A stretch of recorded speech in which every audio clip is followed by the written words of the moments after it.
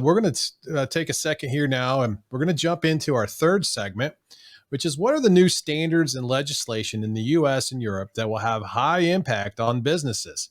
So, what can be expected from the US after the SEC, the Security and Exchange Commission, launched their new major outreach to businesses in March of 2021? And just recently, they have just released their proposed climate disclosure rule. Let's talk about that, Nikos. Yes, we're very happy to close that. We helped SEC in the consultation process last May. It was in May 2021. And of course, we were very excited about that. And we're very happy about this legislation. This legislation requires from business to disclose information related to climate risks. Uh-huh. Climate change is happening, as we all know. Climate change, as COVID, create disruptions to supply chains, to the whole economy. And the whole philosophy of the legislation is that if organizations are well prepared to report how well prepared they are about climate-related risks. Right. And therefore, indirectly, it gives a very important signal. And the signal is that get prepared and create the appropriate infrastructure and diversity of resources in order to be able to be a sustainable business and avoid interruptions from climate change related phenomena. Yeah. So when I was reading the new proposed rule, there are requirements now to have a plan in place to address their basically what's their resiliency plan to address climate change effects to their business. So like, how are they planning to do that? And then it also was, really reporting all of their disclosures from indirect and direct greenhouse gas impacts to their business and tracking all those. That's a lot to ask for companies. It's going to be a requirement now that's going to be a standard, which I think is going to really unify the way everybody is being evaluated in the industry from an ESG perspective. I think there's a lot of benefit to having everyone playing on the same sheet of music and same standards. And I think that'll be really good. Yeah, we are in the era of decarbonization of the business. And as I mentioned, several businesses want to become net zero by 2030. This is an ultimate goal. We have introduction of initiatives such as the Science-Based Targets Initiative that help organizations to make the right commitments towards carbon reduction or becoming net zero. And this is going to be challenging. This is going to be a challenge for most of the business. But of course, they know that. They know that they have to do that at the same time, and there's no way out. So there's a lot of pressure from legislation, from investors, but also they know that they have to do it. So right now, there's a lot of internal discussions within board meetings, C-suite executive meetings, on what are the appropriate plans in order to reduce significantly carbon emissions, not only within their operations, but also within their supply chain. This is where we are right now. And I believe by 2025, in almost 3 years from now, we're going to see hopefully significant progress towards this direction. Yeah, Again, legislation and investors are the key drivers right now. Right. No, I totally, I agree. And the requirements for capturing these, scope 1, scope 2, scope 3 type emissions is, from the supply chain, understanding, from your suppliers, their carbon impact to the products you're purchasing from that's going to a whole nother level that a lot of companies aren't doing right now. And that's going to take a lot of effort from a contract procurement perspective. Like, who am I going to buy these products from? And now I need to assess, their carbon impact to the purchases I make. I mean, this is going to really be a lot more complicated and it's going to require a lot more infrastructure from companies to put these things in place. Wouldn't you agree? Yes, this is going to be super complicated, especially for small, medium business that are the suppliers or part of the supply chain of larger business. This kind of smaller business, they're going to get a lot of pressure and they need to adapt immediately. Otherwise, they're going to lose their clients. So we're going to lose a big portion of their revenue. So it's essential for them. This is the new way, a new wave of sustainability, as we call it, which is moving now to B2B business to business, small, medium enterprises, which are part of a bigger supply chain. Right, right. Well, what role does the European Commission, the European Green Deal, or the European taxonomy play in the quality of sustainability reporting? Because you Yeah. know it sounds like they're kind of leading the way in the industry, and it's having its effect globally. Yes, this is one of the toughest legislation in the globe, if not the toughest, most challenging, if I call it demanding, that's the right term. In EU make a commitment to become carbon zero, net zero by 2050, and of course requires by every country, European country, also to become net zero by 2050.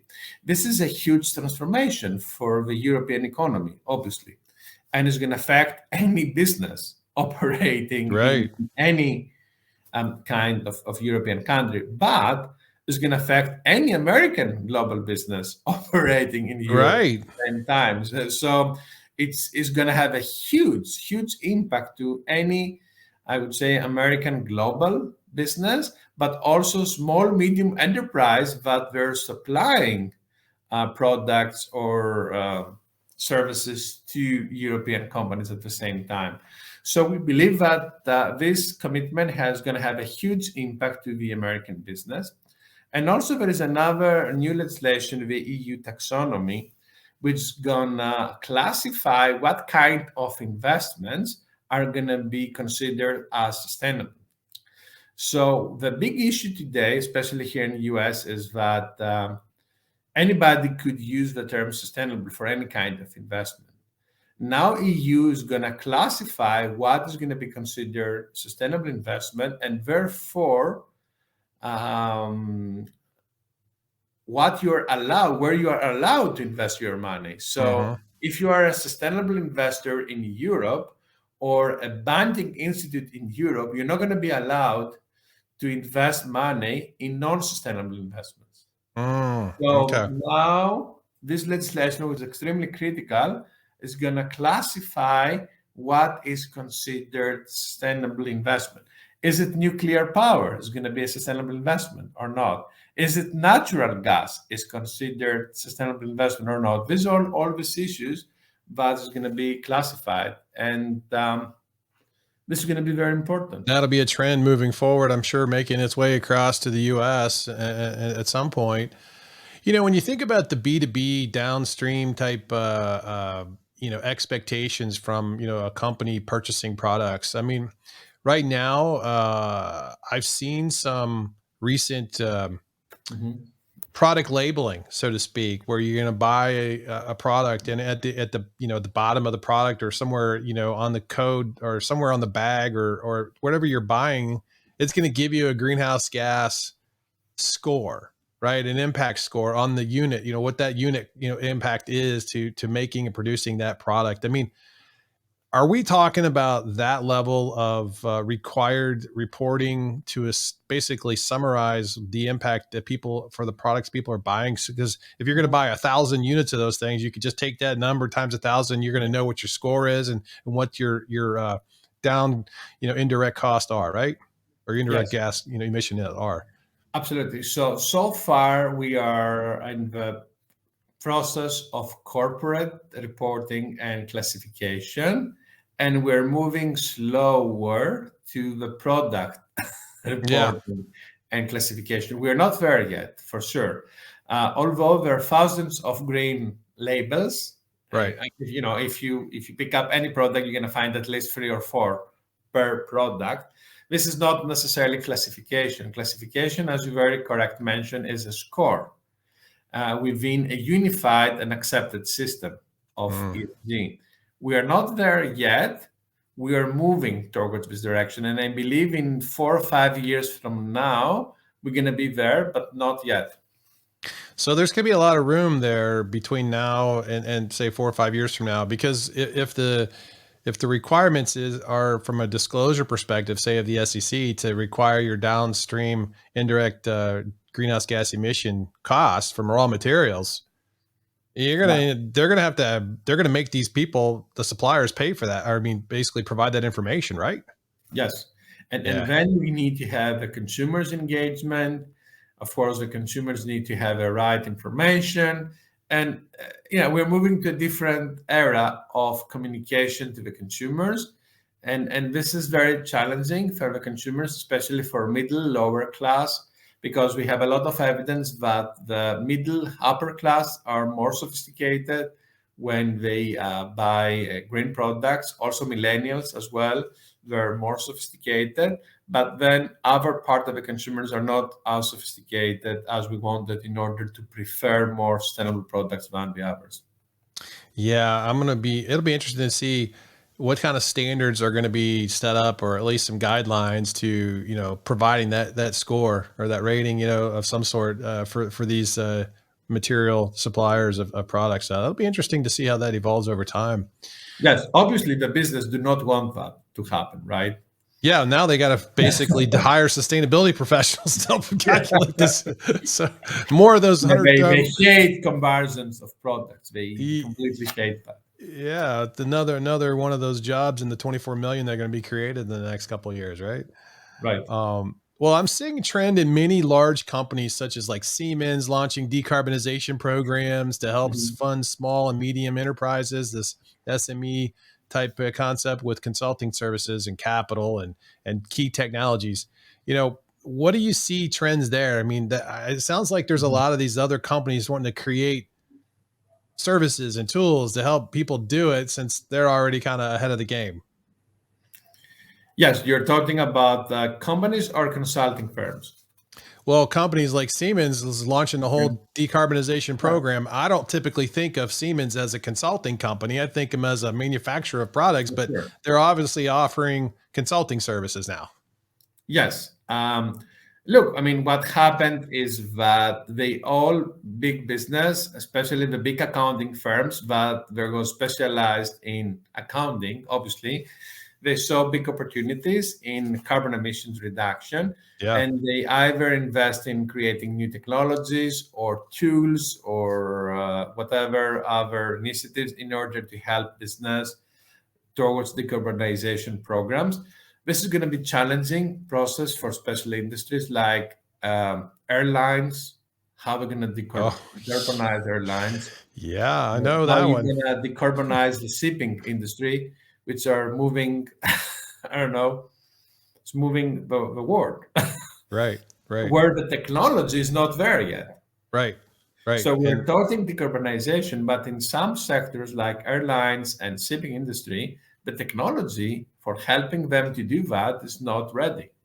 yeah, they're going to need to partner with, companies who can help basically develop customized programs for them. And We yeah, need new technology. No, if we yeah, have to be honest, we need a lot of investment in R&D in order to create new technologies which are going to be available for airliners like Boeing and Airbus and shipping yeah. companies in order to do this transformation. I mean, both industries are responsible for, I believe, almost 40% of the global emissions. So if they don't do that, how are we going to reduce our emissions?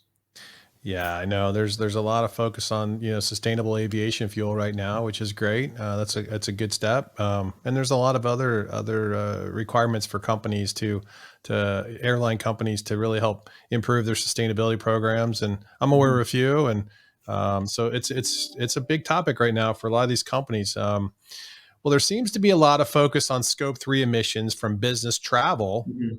and from companies, in the supply chain. How difficult is it going to be moving forward to really, change the way we've been doing business? We've been touching on this with this scope 3 down gradient stuff, but how hard is this going to be for business to really manage? Yes, let me clarify for the audience that scope 3 emissions are emissions that are indirect to their business, and it has to do with business traveling, with employees' commute, but mostly with their supply chain. And the supply chain is by far most of the emissions in every business. So for business traveling, the good news is that it's very easy to capture your carbon footprint there. So there are different carbon offsetting programs where you can offset your carbon emissions through business traveling, but also you can reduce business traveling. Today with COVID, Most of the meetings are taking place through Zoom or WebEx Yep. platforms, also a lot of conferences. So I don't believe it's going to be a very big challenge. The big challenge is going to be on the supply chain because we're talking about hundreds of business in every supply chain involved in all around the globe, but all these businesses are operating all around the globe. And this is not going to be easy. So we're going to see a lot of pressure from the corporations to supply uh, to the companies in their supply chain also to become net zero. So the Right. next wave Right. is the supply chain of the companies to become net zero. This is kind of reminiscent of, say, the safety culture in the industry. So, companies really started to push on their third party vendors to really be safe companies, right? Because if they hire them, they can't bring them on their sites and have safety incidences and things like that. So there was always a flow down of expectations of safe practices. I see this as a very similar process with ESG. It's like it's going to be a flow down to their suppliers to demonstrate they have a really good sustainability program, and also they know what the emissions are from the purchasing of these products for and good services from them. um, and I see that there's probably an opportunity that if I'm a business guy at a company, I'm going to be really evaluating my contracts with my third party suppliers to weave in language in my contract that's going to require these companies to provide sustainability metrics and ESG information, so it's tied to their contract. I think that's the easiest way to get this information right off the bat. What do you think? Yes, but you need criteria that needs to Yeah. be set to these companies. These companies they need to upload information and that they meet the criteria.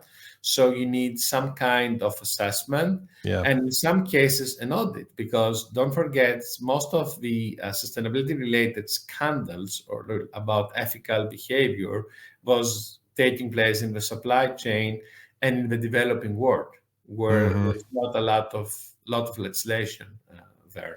I was reading in an article that came out just recently on the SEC, but they said that basically they're estimating that excluding indirect emissions from companies is about 75% of the greenhouse gas emissions that companies are contributing to. So that's a huge number by not having this information from your suppliers. And some cases is up to 90%. Wow. So right. So wow. So really, this need to get your indirect greenhouse gas emissions from your suppliers is going to be so important over the next few years. Absolutely. So far, we have commitments for companies to become net zero for scope 1 and 2 emissions, but not necessarily for scope Scope 3, three. which is obviously it's challenging. Wow. Wow. Well, look, Nikos, we've covered a lot of great topics today. We've had three segments that have been really uh, put together to kind of break down some of this information. This has been a really good episode. I'm looking forward to bringing you back on in about another couple months. We'll get into some more details on within the sustainability sphere of practice. I really appreciate you for coming on the show today.